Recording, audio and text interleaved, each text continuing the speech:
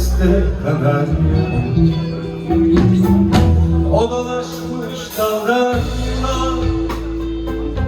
savurmuş yüreğimi. Ben bölmüşüm yüreğimi baş kaldıran dizlere. Aramakmış oysa seni, özlemekmiş oysa seni, bulup bitirmekmiş düzen bir oyunca. Hepsi yalan, yanlış, hepsi yalan.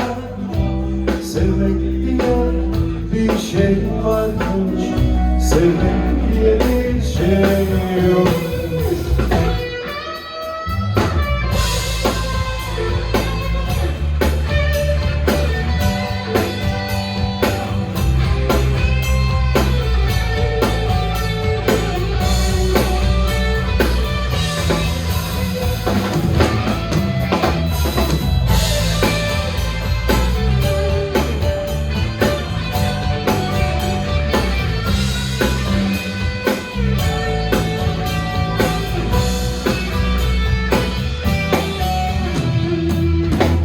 Çekti günlerce, acı çekti susarak. Şu kısacık konuklukta, deprem kargaşasında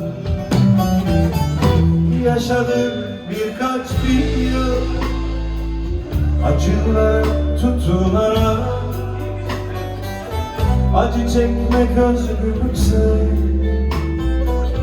özgürüz ikimiz de. Acılardan arta kalan işte bu bakışlarmış.